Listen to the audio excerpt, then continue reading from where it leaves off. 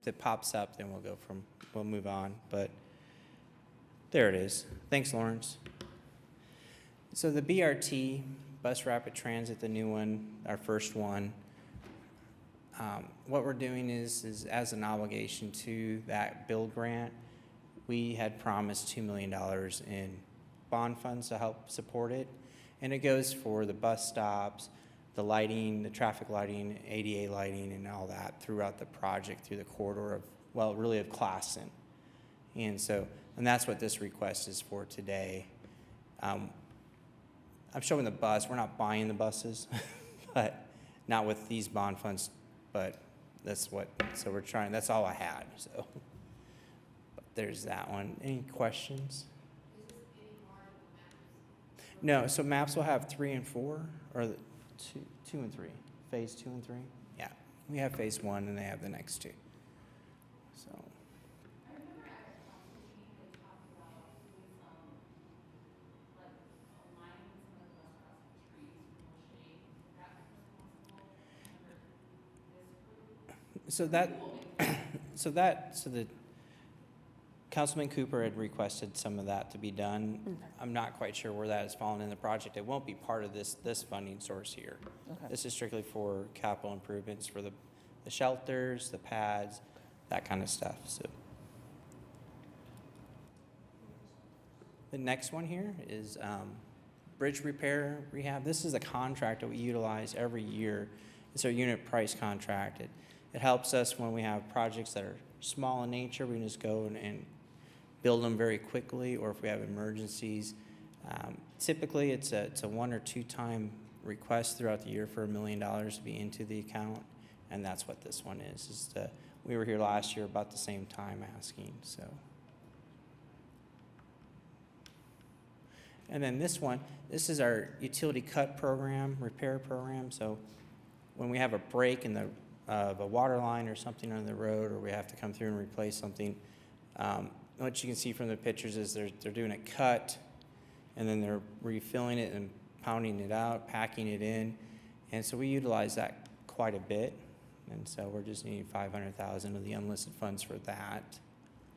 And then the next one is we go right into our base repair. That's where when you're driving down the road and you got that huge dip, right? Not at the intersections, but where the road's been crumbling out. We cut that road out, and then we go back down. We compact all that subgrade, that material underneath, and then re-put the surface in if it's asphalt or concrete. That's another $500,000 request. We use this often as well. And we'll be, again, probably back towards August or so, asking again one more time. It's depending on our need. This project and the next project, these are projects that we have as grant projects with ACOG and ODOT. ACOG is our metropolitan area here, organizational area. And this one here is, those are those little white boxes that you see on a bunch of the traffic posts that come up and down where your lights are at. That's our Wavetronics, and that helps determine how many cars are backed up, when we're going to move forward through that signal, that interaction there. And so we have here, we're redoing 6 locations, and that's that request today, is to make that an unlisted project so we can go ahead and move forward with that grant. And then this one's a new one here. So this is putting that dedicated yellow in, that flashing yellow. You see on most of the lights, we're just upgrading the rest, trying to upgrade as much as we can. And this again is a grant with ACOG and ODOT. And this is for 28 locations, sorry. I tried to do my best by highlighting where they would be, but. And how are the locations determined? Right now, there's nothing, obviously nothing there. How are the locations Determined? So it's a need first. So we look at how many vehicles are coming through that intersection. First of all, if it has one or does not, and how many vehicles are coming through that location, and then we start just going down that list. So, and informational items which we don't have, and let's go into Ian's. There you go. All right, so this is the GeoBond financial report for up through the month of January. And so as you can see here, expenditures continue to increase through January. They went up $7 million for a rolling 12-month total, and so that's a good increase, and it brings us, you know, ever closer to getting to spending 85% of the 2019 bonds by May of this year. And so, yeah, with that, the estimated monthly expenditure need to meet that requirement decreased a little bit and is just sitting at around $8 million in total. On average, would need to be spent each month in order to reach our IRS guideline marks.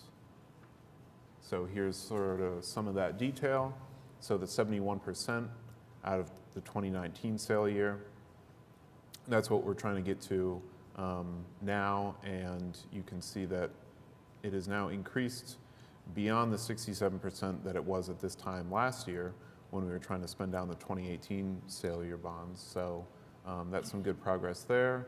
For 2020, about a quarter of those have been spent. That's also higher than we were at this point last year. And the 2021 sale year is sitting at about 5%. So yeah, that total estimated monthly expenditure there of 7.9 million, that's the 8 million or so I was referencing before. Yep, and then below the box, the section number 3, that's just the remaining balance in the entire GEO bond fund. And so that's also decreased generally every month for the past several months, and that's at around $112 million at the moment. And yeah, those are the highlights, and happy to answer any specific questions anyone might have on the financial summary. And I just have one quick question. In regards to, I think we're all seeing that, right? Like the goods and services are just going up, inflation. Do we know, like, is there a protocol of how that could potentially impact this work, or we just come back and if we need more money, we just find it? Each project now, we have a contingency in there. Okay. We bid it out with an ad alternate. So we try to keep them closer to 80 or 85% of the actual cost, and we bid that out with ad alternates that add up to the 100 or 105 or 110%, just to see what we can get in to kind of combat that higher cost. So, It's a good question because legally we're obligated to complete the listed projects that appear in the bond authorization, because those are the ones the voters that we published and the voters saw. So those unlisted monies, if they're needed for those projects, that is a huge priority for using those funds. okay. But yeah, the number that would constitute 85% would largely be fixed and would sort of stay the same. And like the sale year proceeds will go up a little bit whenever there's, you know, when the interest that's collected off it is sort of allocated. So that's why like 2021, for example, it was 116 million and now it's a little more than that because of interest. But the 85% will more or less, you know, stay fixed. And so whatever you need to do to spend that is sort of going towards meeting that target. Thank you. Mm-hmm.